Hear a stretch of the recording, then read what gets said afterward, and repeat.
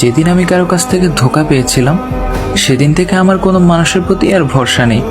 আমি বাকি মেয়েদের জাজ করছি না, হয়তো আমার কপালটাই খারাপ ছিল। কিন্তু ভাই, আমি আর এই দুনিয়ায় কোনো মেয়েকেই বিশ্বাস করতে পারবো না। তার সব কিছুতে মিথ্যা দেখেছি, তার সব কিছুতেই আমি স্বার্থ দেখেছি। সে জানতো না আমি তার জন্য কি কি ভেবে রেখেছিলাম। আমার বন্ধুরা আমাকে বলে, দুনিয়ার বাকি মেয়েগুলা কি মরে গেছে নাকি?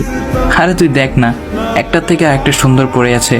কিন্তু আমার কথা হলো, আমি যাকে চেয়েছি তাকেই পেলাম না, তো আর বাকি সুন্দর মেয়েগুলো দিয়ে আমি কি করব? এত কিছুর পর আমি আর কোনোভাবেই কাউকে বিশ্বাস করতে পারবো না। আর সবাই বলে নতুন কাউকে বিশ্বাস করে তার সাথে থেকে যেতে। আমি কিভাবে কারোর সাথে থেকে যাব?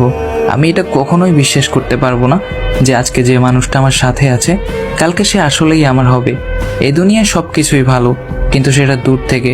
কখনো এটা ভেবো না 100% মানুষটা ওই রকম যেমনটা সে দেখায়। যেদিন থেকে সে ওই কাজটা করেছে যেটা তার করার কথা ছিল না, সেদিন থেকে দুনিয়ার এসব মোহমায়া বাদ দিয়ে নিজের কাজের দিকে মনোযোগী হলাম। আর হ্যাঁ, আমি অনেক ডাউন হয়ে গেছিলাম আর ডিপ্রেশনেও চলে গিয়েছিলাম। আসলে আমি কখনো ভাবতেও পারিনি তার কারণে আমার এই হাল হবে।